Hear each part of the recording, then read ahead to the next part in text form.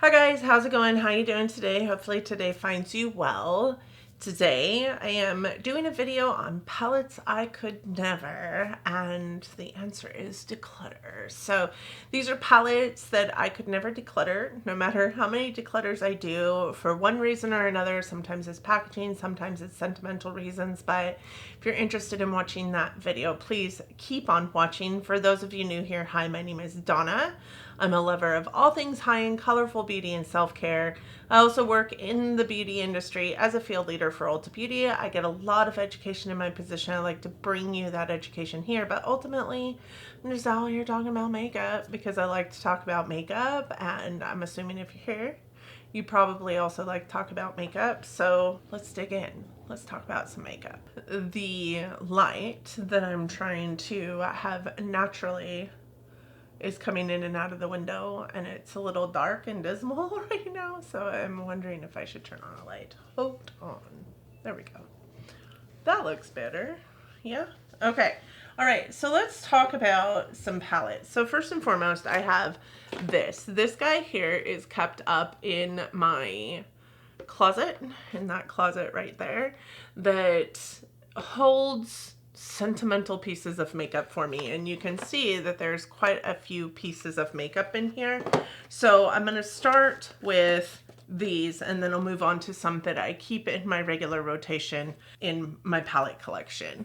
So first and foremost, I have this, which might not seem super sentimental, but this is the very first palette that I ever purchased. So this is the Smashbox Full Exposure palette, and it looks like this, which is a crazy sauce story of what I don't really put on my eyes anymore. Like, this is so basic, and even the shimmers are super basic. So I had the Full Exposure, and I had another one, another exposure palette, and I can't remember what it was, but this is in here because it's the very first palette that I ever purchased. Next, I have a couple of Hello Kitty things. So Hello Kitty is, I mean, as I'm sitting here at my vanity, I can see a Hello Kitty mirror. Off to the side, I can see a Hello Kitty like water bottle up in front of me. Like, Hello Kitty is something that, like, she's my spirit animal. She is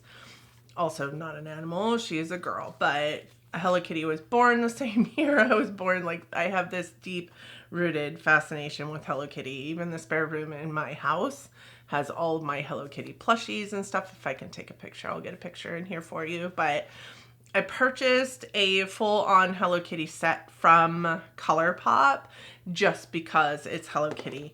With that being said, this palette has never been used, probably never will get used. Like, I just don't love ColourPop shadows as a whole for the most part. So, I mean, Anomalies, they have some Anomaly palettes that I am really impressed with, but this is straight up in here because it is Hello Kitty. And then these are two blushes that I also have in here because of the Hello Kitty just nature of them. So not necessarily a palette, but I wouldn't get rid of those either because they have Hello Kitty on them. With that said, I did purchase that whole set. It had lip glosses, lip scrubs, those kind of things. I think the lip glosses are somewhere around here, and the lip scrubs are still in my regular like makeup rotation.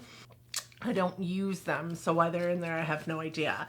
So the next palette is this one, and this is the Urban Decay Prince collaboration. This one is the purple of the two palettes. I can't remember exactly what this one is called. I did use this palette. With that said, I used it long enough to get a review done on it. And then I put it into this bin of like memory makeup because Prince is also, to me, like, you know, Elvis was to people of that era. Like, I love Prince, and I think that he was a genius, and I think that he would have been somebody I would have loved to have seen in concert. But this palette did get the usage out of me for review, but I could never ever replace this palette, I don't think, and I could never ever get rid of this palette just because of the reasons why I purchased it. Do I think that the collaboration was well thought out? No, not necessarily. But I also know that I mean, that's as close to a piece of Prince as I'm ever gonna get, like from a memory standpoint, even because I was never able to go to any of his concerts or anything like that. The next thing I have is this, and this is the NARS Andy Warhol eyeshadow palette. And you know, the funny story about this isn't actually anything that I went out, sought out, and purchased, but this is something that came to me in an eBay mystery box that I had purchased way back in the day when I was first starting out in makeup. This is super tacky packaging now. Like, it's got that, even though it's been kept in the box the whole time I've had it, it's got the tacky packaging, and the packaging is starting to get that nastiness that NARS packaging starts to get. But this is a replica of an Andy Warhol painting, and so I will never get rid of this or use it. I've never even used it because I just can't. Andy Warhol had some amazing, pop culture kind of paintings out there, and I could never use this. It's just so pretty, and I love it so dang much. So I could never do it justice by using it. So I also will never declutter it, though, even though the packaging feels so gross now, but it came with like certificate of authenticity and all the things. So I will never get rid of this palette. I'm sure it's probably not worth anything, but Andy Warhol as a artist is. So there's that. And then this isn't worth poop, let's be honest, but Lisa Frank and Trapper Keepers were a huge part of my childhood. So this Trapper Keeper-esque palette by Morphe x Lisa Frank could never go anywhere. And when I got my hair done the last time, everybody was like, it looks like Lisa Frank. And I was like, yes, it does. It does. My hair very much looks like it could have come from this palette. Look at the color story in there, though. Very Lisa Frank-esque, very Morphe-esque. If you know, you know. If you've been around, you know, I don't really 100% love Morphe eyeshadows, so the fact that I'm holding on to this for a memory piece is wacko to me, because like Morphe is not one of those brands that I'm like sentimental about by any means, but this palette definitely, I wanted all three of them, honestly. I think they had this one and the aliens and the unicorn. I wanted all of them, but this one was the only one that was available in my very like rural area of the world back then, so it's the only one that I picked up. So now for palettes that are in my collection that I'm still utilizing, but palettes I could never. This one actually runs the fine line of I need to probably not put this on my eyeballs anymore, and not necessarily the best quality in my humble opinion, but this is the ColourPop My Little Pony palette, and I did get this in a BoxyCharm. And way back in the day, this was a beautiful color story. Like, all of these on this bottom row were such a beautiful eye look. Any of the colors on the top two rows, such a beautiful eye look. These two here, this purple and this like blue here, went into an eye look very, very beautifully, to be honest. But this is probably a palette that I need to put into my sentimental drawer, because I can't foresee myself ever putting this on my eyes again. It's such an old palette. But this is the ColourPop My Little Pony palette, and the reason why it is a palette I could never get rid of is just the ambiance of it. The My Little Ponies, like, that was another thing. Barbie, Hello Kitty, Strawberry Shortcake, My Little Ponies. Oh, and Care Bears. This is something that will never go anywhere in my collection. And then I have this.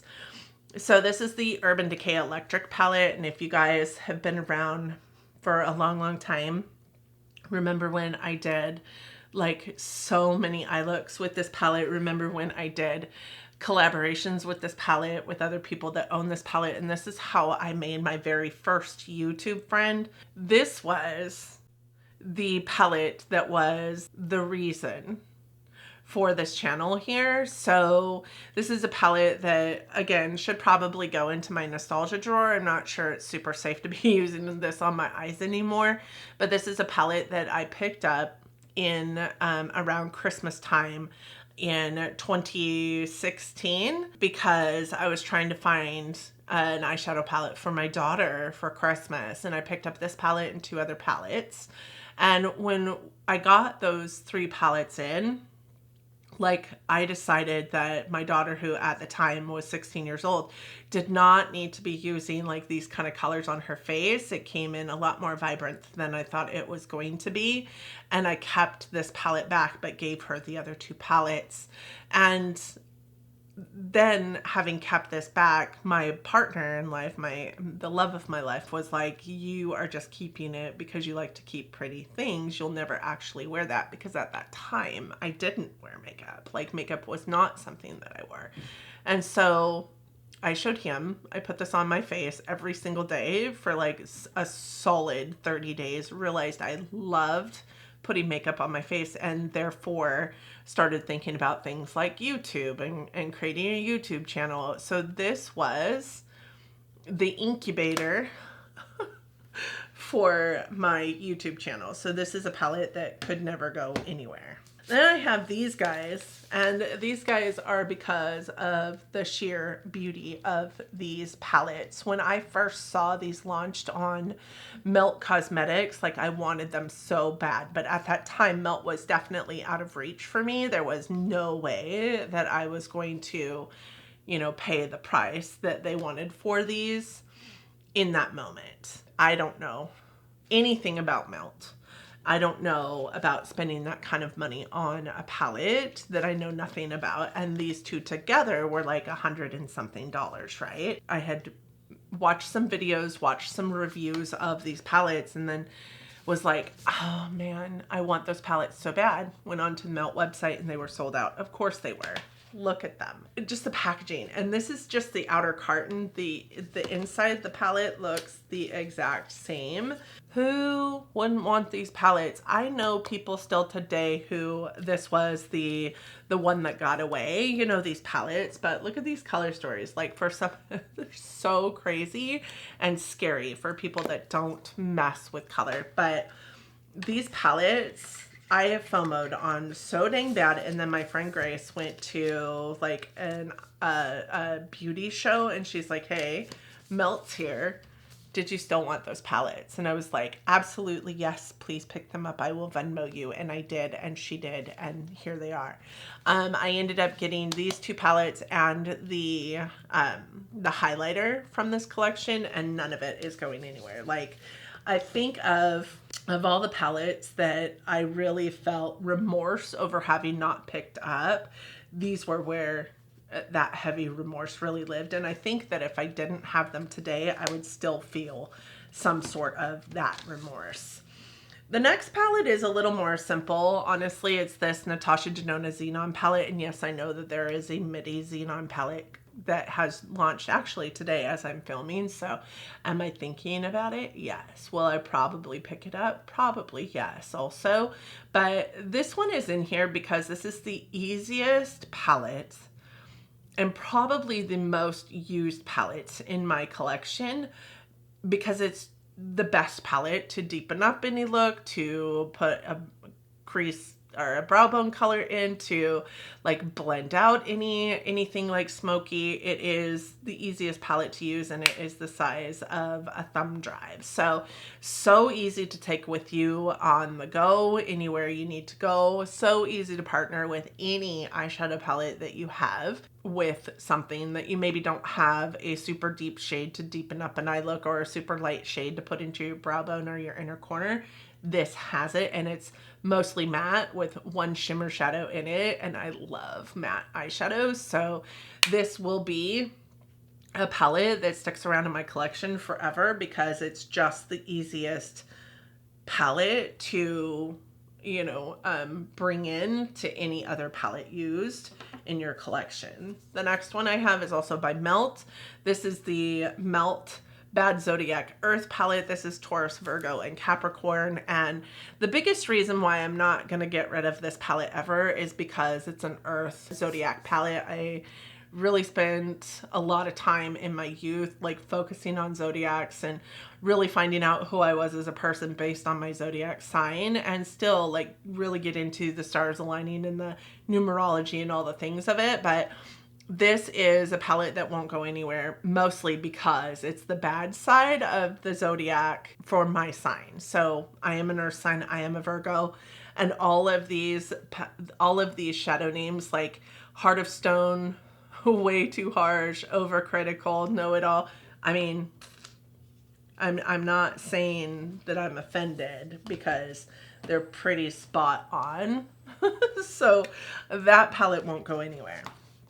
Two that I am putting in here because of the sheer beauty of the palettes are these two here. So first we have the Kat Von D Saint and Sinner palette. I came too late into the makeup game to get like the big huge like circle one that she did, or the metal matte palette that she did. I had some serious FOMO over both of those palettes, to be honest, but those came into the makeup scene before I did. This was the first Kat Von D palette that launched after I came into the makeup scene, and I just, the beauty of this packaging, first and foremost, how like just tactile it is, how it says Saint and Sinner in the like cathedral like windows here, how this is like a raised like stopper to the palette and you have to open it in a certain way, how the windows are on either side of the palette, and then just the beauty of the Saint side and the Sinner side in this palette. Like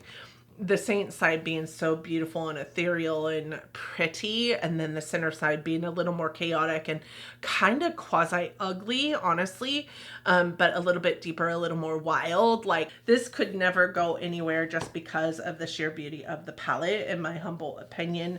Do I think that the shadows are fantastic? I think at one point in time I did. Do I now? Probably not, but it's beautiful. It's a beautiful eyeshadow palette. And then of course the Lunar Beauty Moon Spell. Look, this also was a journey for me. It was, again, one of those palettes I didn't pick up right off the bat, but the outer sleeve of it is beautiful. The inner component for this palette, like Moon Spell, is that iconic Lunar Beauty palette that also, like, the shade names are named after witches, and it's just got this really pretty, beautiful, like, fall tone, jewel tone vibes. It's not your typical, like, fall eyeshadow palette, but it's also very Halloweeny and spooky, and it's just amazing and would never, ever land in my declutter pile, ever.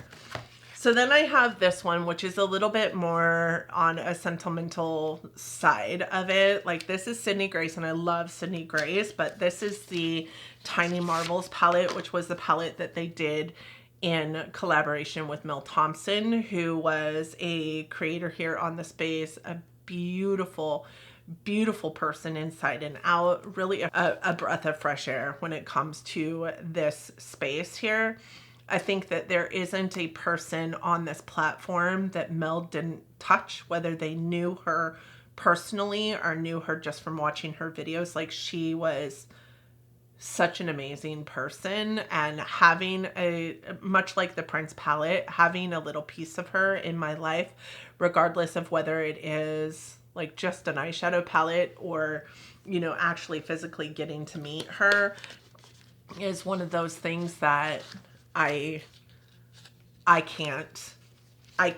could never get rid of this palette, because it just reminds me so much of such a beautiful person. And, you know, I didn't know her personally, but she was so amazing at everything that she put out on YouTube. I think that, you know, there's a lot of us that really looked at ourselves on this YouTube space and wanted to be like, she was what we wanted to be when we grew up. And that's how I feel about Mel Thompson, so that would never go anywhere. These two are more on the sentimental end of the spectrum, because They are palettes that my kids bought me. So this one was a palette that my daughter bought me for Christmas because she knew I wanted to try Juvia's Place. It was before Juvia's Place was more mainstream. It is a huge eyeshadow palette. I do wish that it was maybe the smaller, like the Masquerade Mini, maybe.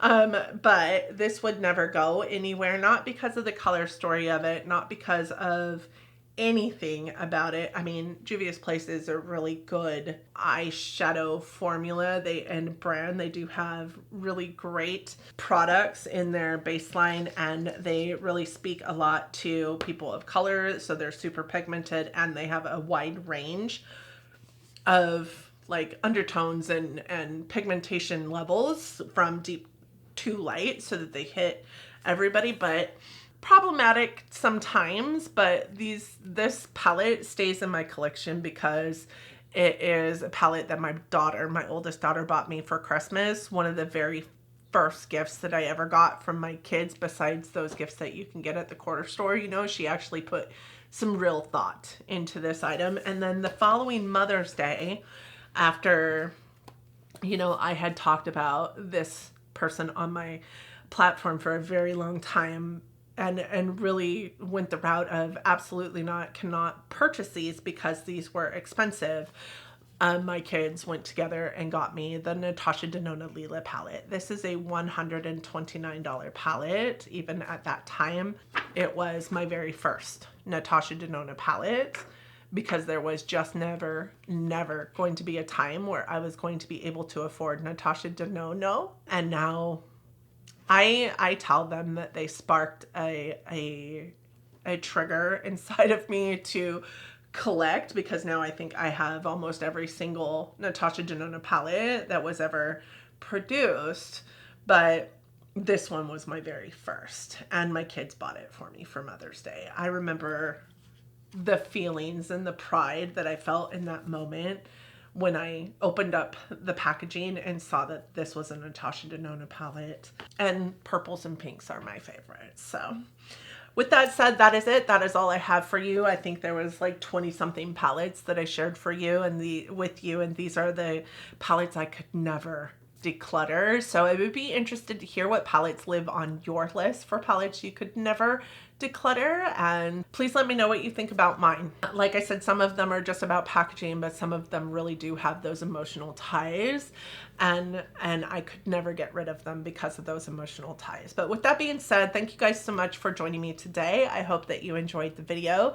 I hope that you and yours are well, that you are all safe and healthy and getting along as best you can. I hope that your fall is treating you well, that Halloween either just was here or will be coming, and you've got, you know, if you celebrate it, you've got big plans for Halloween. And I think I will be in a hotel room with my son because we fly out very, very early the next day for different parts of the country. So my Halloween, it will be poop. But with that said, thank you guys so much for joining me today. I appreciate every single one of you. Like I said, I hope that you are all safe. I hope that you are all doing well, and I hope that you are all loving each other, but loving each other from afar. And until next time, bye friends.